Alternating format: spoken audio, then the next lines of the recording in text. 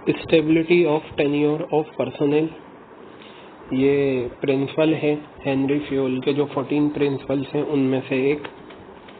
आज हम इसे डिस्कस करेंगे। Stability of tenure of personal क्या होता है। देखिए, ये प्रिंसिपल है stability of tenure of personal. Personal का मीनिंग होता है एम्प्लॉइज। पर्सनल कहें आप, एम्प्लॉइज कहें, एग्जीक्यूटिव्स कहें, सबका मीनिंग सेम है। टेन्योर का मतलब होता है ड्यूरेशन। स्टेबिलिटी का मतलब वो काम जो एक जैसा चले।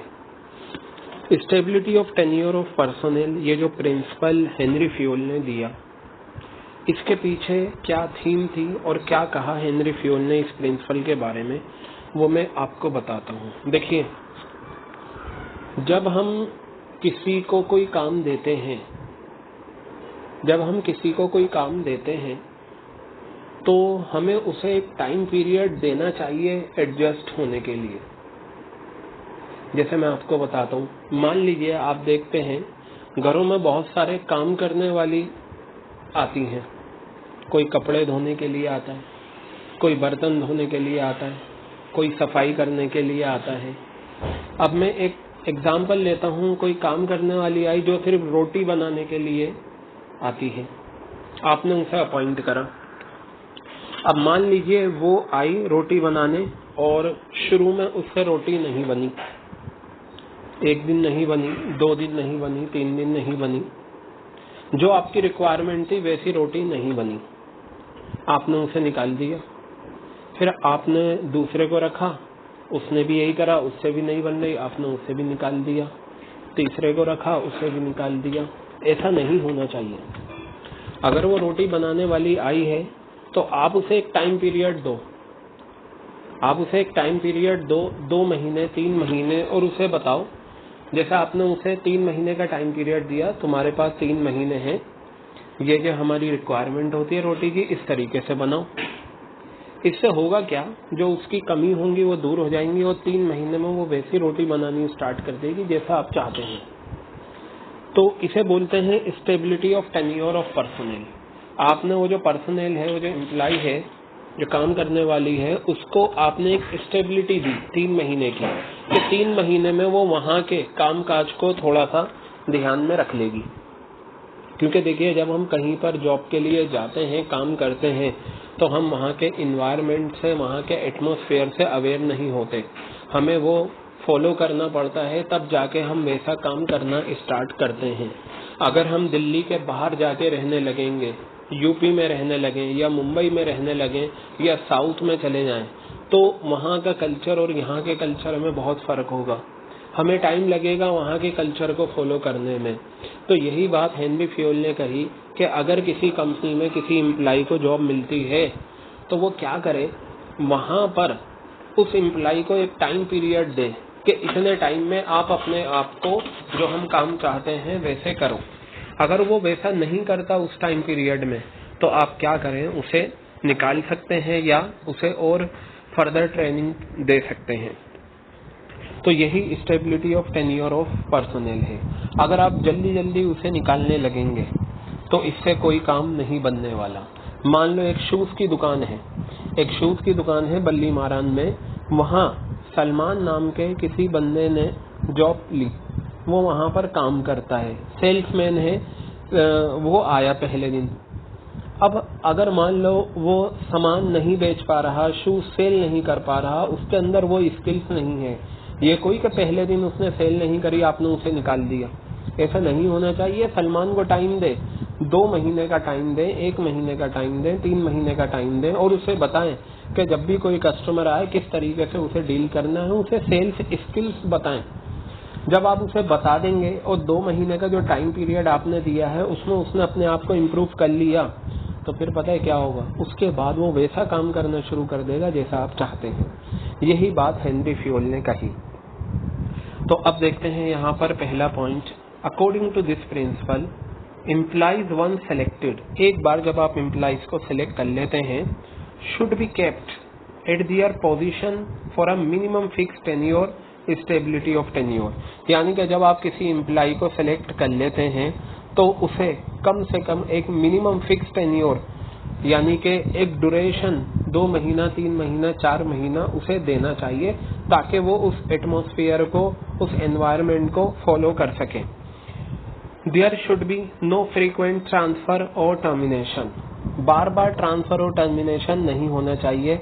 इससे क्या होता है, हमारी ही एफिशिएंसी कम हो जाती है। अगर एक कंपनी में एक एम्प्लॉय को हमने किसी पोस्ट के लिए एम्प्लॉय को रखा और उसे निकाल दिया, और फिर उसे निकालकर दूसरा आया, उसे भी निकाल दिया, तीसरे को रखा, उसे भी निकाल दिया, तो ऐसा नहीं होना चाहिए। There should be no frequent transfer और termination. Employees should be given minimum time to settle down. Employees को टाइम देना चाहिए सेटल डाउन होने के लिए। और देखिए, ये तो फैक्ट है, अगर हम बाहर की कंट्रीज में जाकर रहने लगे तो we need time to follow the conditions and atmosphere of that country. अब यहाँ पर देखिए फ्यूल ने क्या कहा। फ्यूल ने ये कहा, employee turnover should be minimised to maintain organisational efficiency. देखिए यहाँ एक वर्ड आया है टर्नओवर।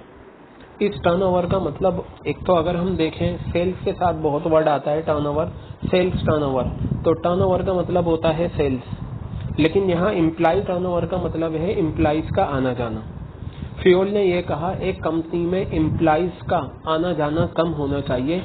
एक बार अगर आपने एम्प्लॉयज को सिलेक्ट कर लिया तो फिर उन्हें टाइम दो काम करने के लिए। ये नहीं आपने सिलेक्ट करा, फिर आपने उसे निकाल दिया जल्दी से, फिर आपने नया रखा, फिर उसे निकाल दिया। तो इससे क्या होता है, ऑर्गेनाइजेशनल एफिशिएंसी जो होती है वो मेंटेन नहीं कर पाते। जितना कम एम्प्लॉय टर्नओवर होगा उतनी ज्यादा हम ऑर्गेनाइजेशनल एफिशिएंसी फॉलो कर पाएंगे। They should be given reasonable time to show the results. Reasonable time देना चाहिए रिजल्ट शो करने के लिए। अगर हम इस प्रिंसिपल को वायलेट करते हैं तो एम्प्लॉय टर्नओवर क्या होगी, बढ़ जाएगी। यानी कि हमने एम्प्लॉय को रखा, उसने हमारे हिसाब से काम नहीं करा, ठीक है, एक दिन में हम चाह रहे हैं उससे एक दिन में हमारे हिसाब से काम करे, ऐसा पॉसिबल नहीं है। आपने उसे निकाल दिया, फिर रखा, फिर निकाल दिया, तो ये कहलाता है stability of tenure of personnel principle का वायलेशन। अब नीचे बताया क्या होगा कि जब हम एम्प्लॉय टर्नओवर बढ़ती है, यानी कि एम्प्लॉयज को बार बार रखते हैं, निकालते हैं, तो इससे wastage of resources in training the employees if they are transfer और टर्मिनेटेड फ्रीक्वेंटली। अगर आप एम्प्लॉयज को फ्रीक्वेंटली टर्मिनेट कर दोगे या उनका ट्रांसफर कर दोगे तो जो उन्हें ट्रेनिंग दी जाती है वो सब वेस्ट हो जाएगी। क्योंकि आप देखिए जितनी भी कंपनीज होती हैं, once they select employees they provide training to them so that their skills enhance. Training जो दी जाती है वो न्यू स्किल्स डेवलप करने के लिए दी जाती है। अब हमने एक एम्प्लॉय को रखा, उसका सिलेक्शन हुआ, उसे ट्रेनिंग दी, ट्रेनिंग देने के बाद जब वो काम करने आया उसने वैसा काम नहीं करा, हमने निकाल दिया। ट्रेनिंग पे भी खर्चा आता है, फ्री में ट्रेनिंग नहीं दी जाती। ट्रेनर्स आर अपॉइंटेड और उसके लिए कुछ इक्विपमेंट, कंप्यूटर, लैपटॉप वगैरह भी हमें हायर करने पड़ जाते हैं ट्रेनिंग के लिए, तो ट्रेनिंग पे भी खर्चा आता है। एम्प्लॉय को सिलेक्ट करा, उसको ट्रेनिंग दी, ट्रेनिंग पर खर्चा आया, फिर वो काम करने आया, उससे वैसा काम नहीं हुआ जैसा हमने चाहा, वो चला गया। फिर नया एम्प्लॉय रखा, उसे ट्रेनिंग दी, फिर उसके साथ भी वही सिचुएशन हुई, उसे हमने टाइम पीरियड नहीं दिया। तो इससे होगा क्या, हम बार बार एम्प्लॉयज को टर्मिनेट कर देंगे, एम्प्लॉयज को कहीं और ट्रांसफर कर देंगे, फिर उसकी जगह नए हम एम्प्लॉयज लाएंगे। तो बताइए हमारा जो टाइम है, हमारी जो मनी है ट्रेनिंग प्रोवाइड करने में, वो सब वेस्ट गई या नहीं? ऐसा नहीं होना चाहिए। हाँ, आप एम्प्लॉयज के खिलाफ एक्शन तब ले सकते हैं जब एक टेन्योर के बाद वो परफॉर्म ना करे, लेकिन उसे टाइम पीरियड देना चाहिए। तो ये हेनरी फ्यूल ने इस प्रिंसिपल में बताया। अब हम आगे आते हैं, देखिए क्या है ये प्रिंसिपल। एग्जाम्पल बताया, frequent changes of personnel.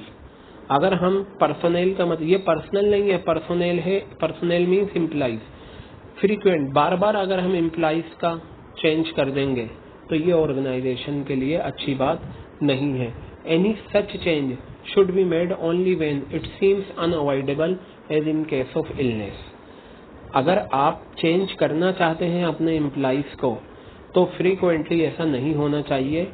Change तब पॉसिबल है जब सिचुएशन को अवॉइड नहीं किया जा सके, जैसे कि मान लो अगर कोई एम्प्लॉय को कोई बीमारी है और वो बीमारी स्प्रेड हो सकती है, दूसरे को लग सकती है, तो बेटर है फिर आप उस सिचुएशन में उसे निकाल सकते हैं। तो हेनरी फ्यूल ने यहाँ तक ये कहा, लेकिन कोई बीमारी भी नहीं है, कोई रीजन भी नहीं है और बार बार आप ट्रांसफर या टर्मिनेट करो, वो चीज ठीक नहीं है। तो अब एग्जाम्पल देखते हैं हम इसका। It is true that if the workers in a company are not treated well, ये सही बात है कि अगर एक कंपनी में वर्कर्स को सही ट्रीट नहीं करा और कंपनी में काम करने का एटमॉस्फेयर अनहेल्दी है, the employees will not stay for a long time, employees ज्यादा टाइम तक स्टे नहीं करेंगे। In other words, they will leave the company at the first opportunity available. This situation is absolutely harmful. बताया, अगर एक company का atmosphere काम करने का अच्छा नहीं है, हेल्दी नहीं है, और उस कंपनी में वर्कर्स जो हैं अच्छे से ट्रीट नहीं होते, तो एम्प्लॉइज उस कंपनी में ज्यादा रुकेंगे नहीं, वो कंपनी को छोड़कर चले जाएंगे फर्स्ट अपॉर्चुनिटी, यानी कि उन्हें जहां पर भी बेहतर जॉब मिल जाएगी, और ये सिचुएशन कंपनी के लिए हार्मफुल है। तो अब हम देखते हैं इस सिचुएशन को, यानी कि stability of tenure of personnel को अगर हम फॉलो करते हैं तो क्या सिचुएशन होगी, इसका क्या पॉजिटिव इफेक्ट पड़ेगा, और अगर हम फॉलो नहीं करते तो इसका एडवर्स इफेक्ट क्या होगा। देखते हैं पॉजिटिव इफेक्ट, यानी कि अगर stability of tenure of personnel को अगर हम फॉलो करते हैं तो इससे एफिशिएंसी इंप्रूव होती है। I will discuss the concept of efficiency in detail, but right now I want to tell the meaning of efficiency. Efficiency means doing work on time with minimum wastage of resources.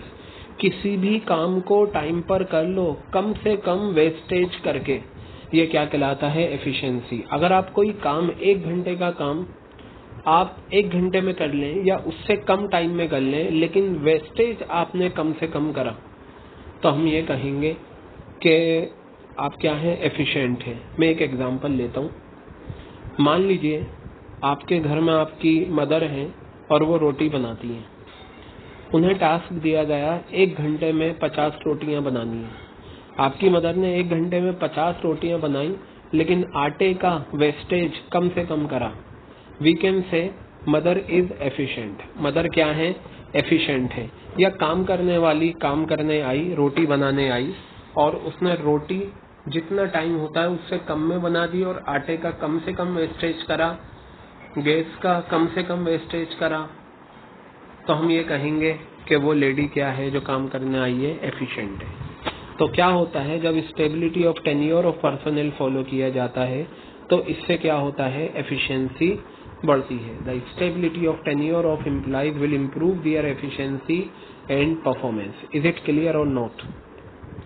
अब बताया, अगर stability of tenure of personnel हम follow नहीं करते तो इससे क्या होगा, लैक ऑफ इनिशिएटिव। सही बात है, जब एम्प्लॉइज का बार बार ट्रांसफर होगा या टर्मिनेशन होगा, वो अपनी तरफ से कोई इनिशिएटिव नहीं लेगा, वो अपनी तरफ से कोई भी इनिशिएटिव नहीं लेना चाहेगा। The same employees may not having new ideas and initiative. वो एम्प्लॉइज अपनी तरफ से कोई भी आइडियाज या इनिशिएटिव नहीं लेगा। अब ये एक फोटो आपको दे रखा है, इसे हम देखते हैं। ये जो पर्सन है ये वर्कर है और ये कौन है, ये बॉस है। कहा, आफ्टर कंप्लीटिंग, ये देखिए लिखा हुआ है, after completing my work I will go to XOTTD। ये कंपनी का नाम दे रखा है, XYZ लिमिटेड ले लीजिए आप, के मैं अपना काम करने के बाद इंटरव्यू देकर आऊंगा। ये वर्कर ने कहा, ओके सर।